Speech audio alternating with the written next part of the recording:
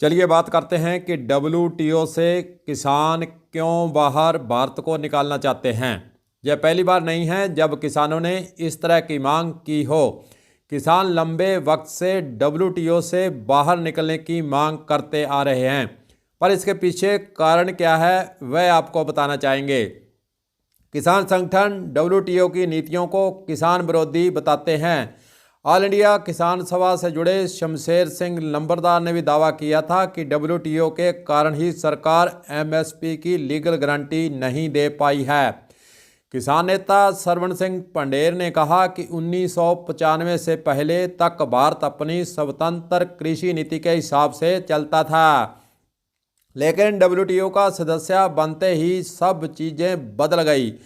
उन्होंने कहा कि जब तक कृषि सेक्टर को WTO की नीति से बाहर नहीं निकाला जाता है तब तक किसानों को कोई इंसाफ नहीं मिलेगा।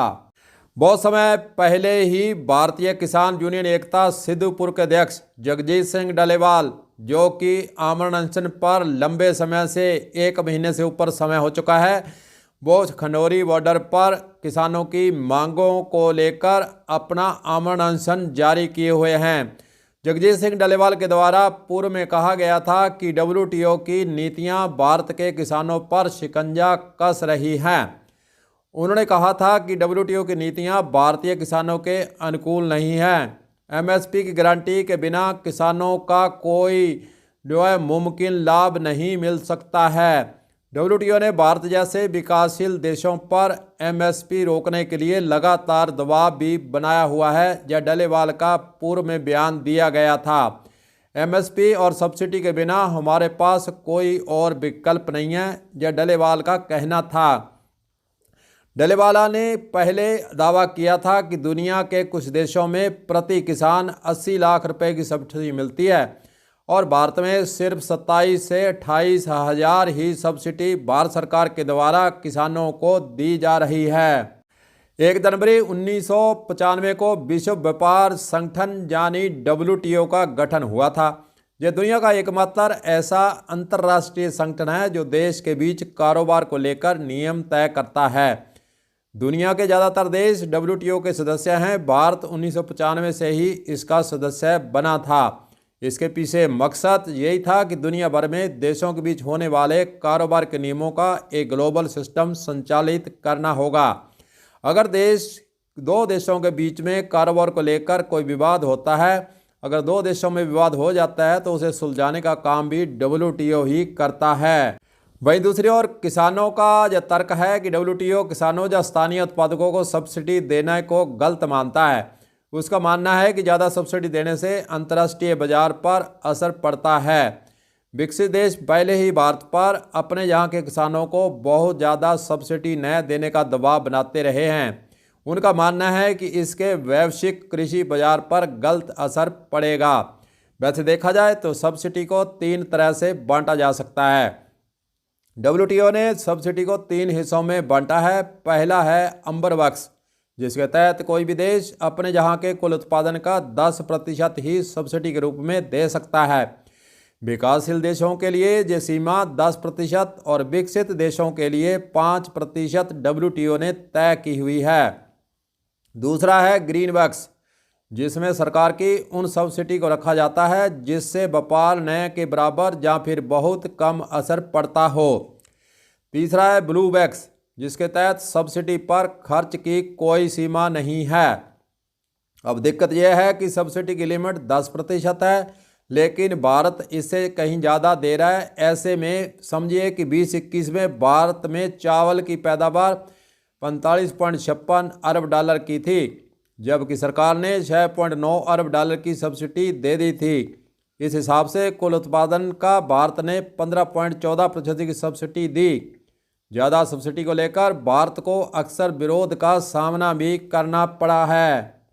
स्वामीनाथन के आयोग की रिपोर्ट MSP पर C2 प्लस 50% के फार्मूले को आखिरकार सरकारें क्यों बचती आ रही हैं?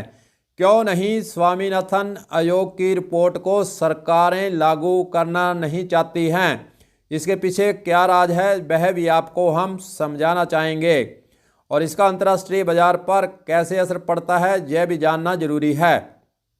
अमेरिका और यूरोपीय देश भारत पर ज़्यादा सब्सिडी देने का इल्ज़ाम भी लगाते रहे हैं। उनका दावा है कि ज़्यादा सब्सिडी देने से अंतर्राष्ट्रीय बाजार पर असर पड़ता है।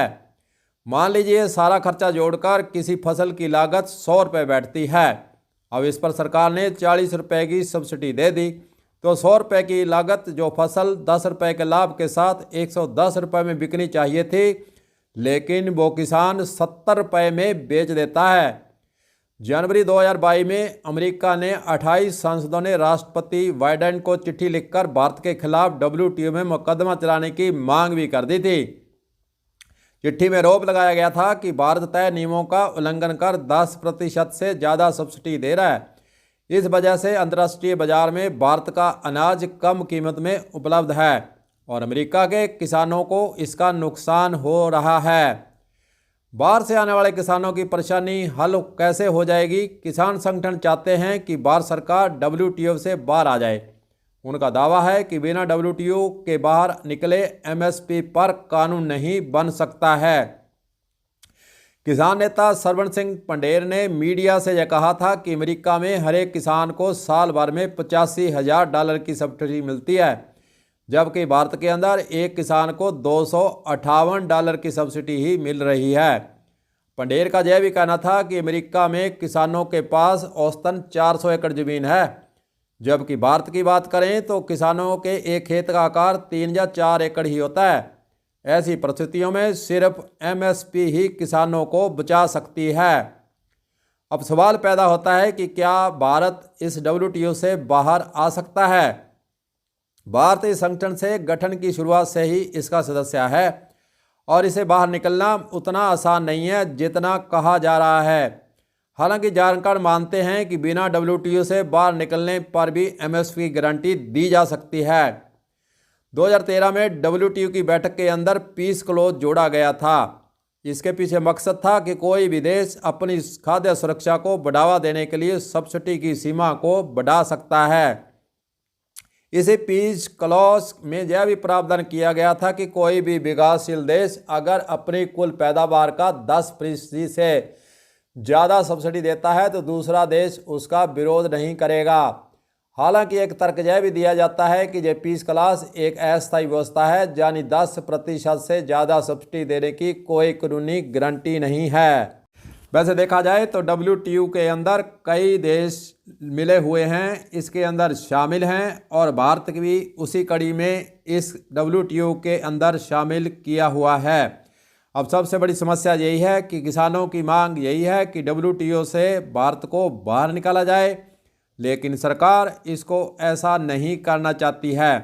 दूसरे देशों से जो अंतर्राष्ट्रीय संबंध होते हैं उसको देखते हुए और कुछ अंतर्राष्ट्रीय बाजार को देखते हुए, वहीं दूसरी ओर भारत के अंदर जो किसानों के द्वारा आरोप लगाए जा रहे हैं कि बड़ी बड़ी जो कंपनियां हैं जो कारोबार भारत के अंदर कृषि के क्षेत्र में खरीद कर करना चाहती हैं, वहीं दूसरी ओर अडानी अंबानी के बड़े बड़े जो है गोडाउन कई राज्यों के अंदर बन चुके हैं। अगर WTO से भारत बाहर आ जाता है और किसानों को MSP गारंटी कानून दे दिया जाता है और जो 13 मांगे किसानों ने रखी हैं उसको मान लिया जाता है, तो फिर अडानी अंबानी के जो गोडाउन कई राज्यों के अंदर बनाए गए हैं वे किस काम आएंगे? यह सरकार के सामने भी समस्या है। सरकार का तर्क यही है कि व्यापार जो बड़ी कंपनियां हैं उनको देश के अंदर इन्वेस्टमेंट करने के लिए न्योता देकर बुलाया गया था कई राज्यों के अंदर, उनके साथ MOU हुए हैं। उसका फिर आखिरकार क्या होगा? किसान अपनी मांग पर अड़े हुए हैं और केंद्र सरकार बड़ी कंपनियों के दबाव में किसी भी प्रकार का समझौता करने से आनाकानी करते नजर आ रहे हैं। सुप्रीम कोर्ट के अंदर यह मामला चल रहा है।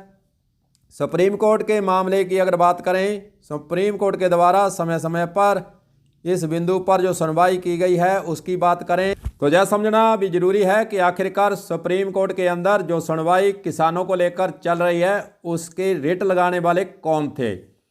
जैसे ही किसानों के द्वारा फरवरी 2024 में हरियाणा के बॉर्डर पर किसान पहुंचते हैं, दिल्ली जाना चाहते थे, तीनों कृषि कानून वापस होने के बाद जो गारंटी लेने के लिए मोदी ने वादा किया था उसे पूरा नहीं किया, इसलिए किसान आंदोलन शुरू हुआ।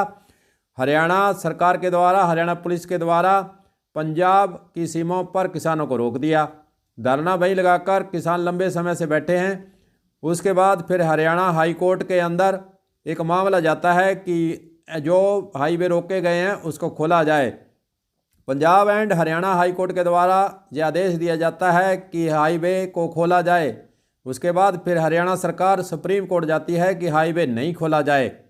किसान इसके अंदर न पार्टी थे, न उन्होंने रिट की, न पंजाब सरकार इसके अंदर पार्टी था, न पंजाब सरकार ने कोई सुप्रीम कोर्ट में रिट लगाई। रिट किसने लगाई? हरियाणा सरकार ने। हरियाणा सरकार ने रिट इसलिए लगाई क्योंकि पंजाब हरियाणा हाई कोर्ट ने हाईवे खोलने का आदेश दे दिया था। मामला हरियाणा सरकार और सुप्रीम कोर्ट के बीच में चल रहा था। बाद में जब सुनवाई होती है तो डल्लेवाल का जो है आमरण अनशन शुरू हो जाता है। उसके बीच सुप्रीम कोर्ट को जो काम करना चाहिए था उसके कदम वहां से पीछे हट जाते हैं और पंजाब सरकार को आदेश दिया जाता है कि डल्लेवाल का आमरण अनशन उसको तुड़वाया जाए, उसको हॉस्पिटल के अंदर भर्ती करवाया जाए। और पंजाब सरकार को अल्टीमेटम भी 31 दिसंबर का दिया हुआ था। आज फिर 31 दिसंबर को सुप्रीम कोर्ट में इस मुद्दे को लेकर सुनवाई होनी थी, लेकिन सुनवाई के अंदर क्या हुआ अभी कोई खबर नहीं है। वहीं दूसरी ओर सुप्रीम कोर्ट के निर्णय को देखें तो होना तो ये चाहिए था कि केंद्र सरकार को बातचीत करने के लिए सुप्रीम कोर्ट निर्देश देते, लेकिन पता नहीं है सुप्रीम कोर्ट के द्वारा जो पंजाब सरकार पार्टी भी नहीं थी, किसान उसके अंदर पार्टी नहीं थे, और उसके बावजूद मामला उच्च न्यायालय हाई कोर्ट पंजाब हरियाणा के जो निर्णय था उसको लेकर सुनवाई होनी थी। लेकिन यहाँ तो उल्टा चोर कोतवाल को डांटे वाली कहावत लागू होती नजर आ रही है। जो भी हो देखते हैं सर्वोच्च न्यायालय के अंदर आज सुनवाई में क्या निकल कर सामने आता है। वहीं दूसरी ओर जो डल्लेवाल का अनशन चल रहा है उसके पीछे क्या निर्णय होता है यह भी देखने वाली तमाम बातें हैं। लेकिन किसानों के एक ही तरह से इस लड़ाई को लेकर एकजुट होने की चीज़ें सामने आती नजर आ रही हैं। दूसरी यूनियन को भी न्योता भेजकर अब बातचीत कर एकजुटता दिखाने का प्रयास भी चल रहा है। वहीं दूसरी ओर किसानों की अगर धरने की बात करें तो वहाँ जो किसानों की संख्या है उसमें लगातार बढ़ोतरी नज़र आ रही है। देखते हैं सुप्रीम कोर्ट क्या आदेश देता है और किसान पंजाब सरकार के साथ जो बातचीत चल रही थी उसके अंदर क्या निकल कर सामने आता है। डल्लेवाल अनशन जारी रखते हैं या फिर पंजाब सरकार पर जो सुप्रीम कोर्ट का दबाव है पुलिस कार्रवाई कर क्या डल्लेवाल को हॉस्पिटल में भर्ती करवाने का काम हो जाता है। तमाम ऐसे मुद्दों पर तमाम ऐसे कयास लगे हुए हैं। देखते हैं आगे आखिरकार होता क्या। कलम न्यूज के लिए गुरदेव सिंह सैनी की रिपोर्ट।